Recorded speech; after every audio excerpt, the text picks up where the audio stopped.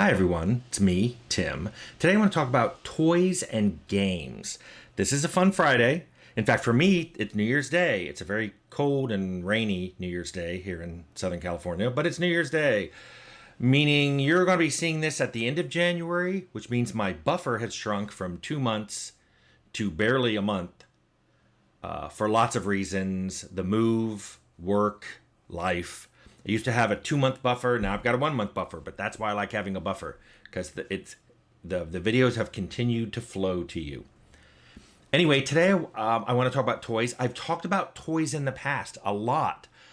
I have a video where I talk about toys that I like to make for fun. It's also, I think it's called my insomnia video. I'll link it below.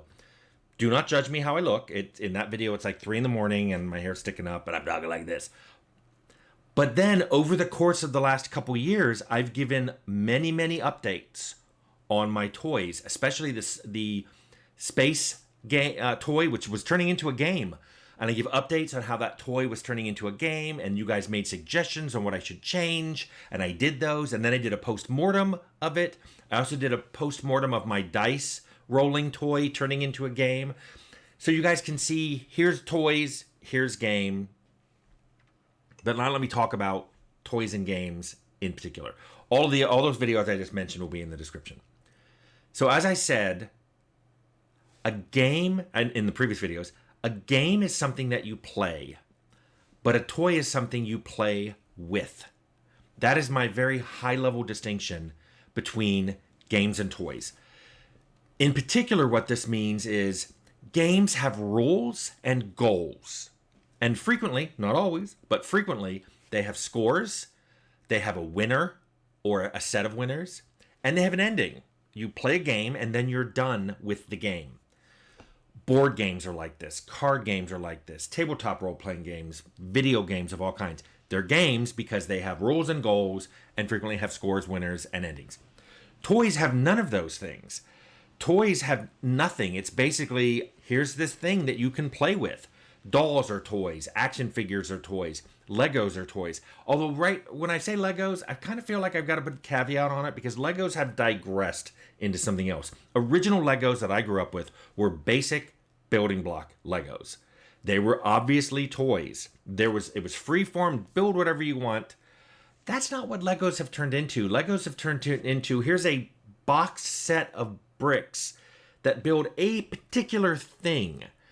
I think they've started to go the way of jigsaw puzzles, three-dimensional jigsaw puzzles.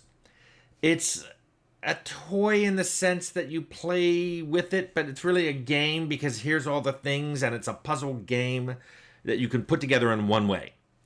So, if it's not obvious, I'm much more of a fan of original Legos than newer Legos. I know people love them both, and I love that you love them. I like basic Legos. Having said all that, a distinction between games and toys, some games that are out there can be played as toys.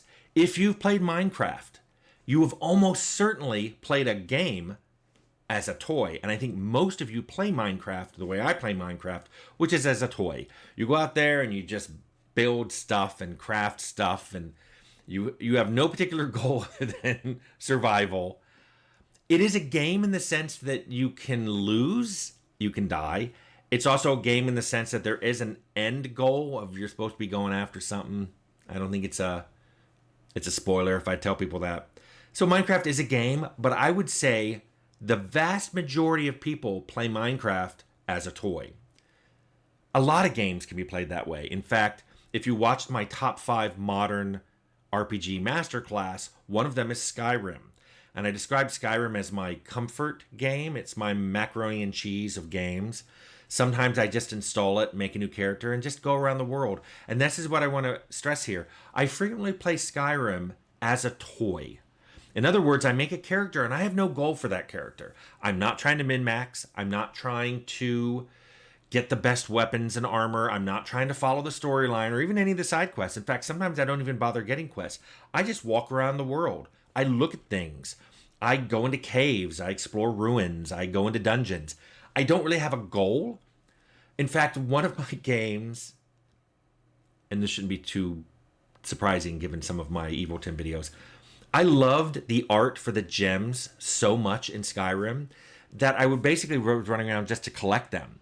And then in my house, I made piles of sapphires and rubies, all the different gems, diamonds. I made all the different gems, so I made piles of them. And then I made separate piles if I found flawless versions of them. Why? I liked to look at them. Sometimes I would just move them around as physics objects in the world. I thought they were really nice looking. I liked them. So in many ways, I had turned Skyrim into a toy. I was no longer playing Skyrim as a game. I was playing as a toy. And guess what? That goes the other way too. A lot of toys can be played as games. If you grew up with the little green plastic army men or with basic Legos, you probably at some point, if you had, like me, a brother, or if you had friends, you may have turned them into a game. You may have started making rules and said, okay, here's what these different units can do. And, I win when all of your, army guys are dead. We tried to turn, we invented games using the toys as pieces. And if you've ever had board games where you've lost pieces or your mom vacuumed up the pieces, you know that you would often go into your toy box and maybe grab some Legos or something to use as stand-in pieces. I can't remember playing Monopoly with a full set of those little metal figures. We always lost those. I think the dog ate one too. If it came out later, I didn't go look for it. Anyway, so toys can be turned into games, and games can be played as toys. Personally, I think the best games out there have toy elements in them, which I would consider free-form, goal-free playing, like I play Skyrim. And I think many of you want that too, and you like it, but that's not what you call it. You say, I like games that have a lot of exploration off of the beaten path, or that isn't quest-driven or achievement-driven. What you want is you want a game with some toy features. Just saying open world, so you can run around anywhere you want and just not be beholden to a storyline or the linearity imposed by the designer. I think you want some toy elements in your game. If you have asked for a game to be endless, that you can keep playing post-story, post-endgame, and just keep playing forever, past when there are any quests to do or any achievements to get, you want toy elements in your game. I think that's great. I like that too. By the way, if I could go back in time, if old Tim could go back to young Tim, he'd go, hey, try to put more toy features in your game. Try to make more things that are goal-less and endless. As always, I could go into detail here and say, I didn't do it because of money.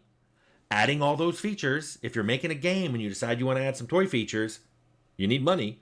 It's the same way as if you want to make a toy that could be made to be used as a game, that means you're thinking about it a little differently. You may need some money. Anyway, I just wanted to talk about that on this Fun Friday because I think toys and games are very similar but are very different. And I think games especially could benefit from more toy-like features. Anyway, hope you guys have a great Friday.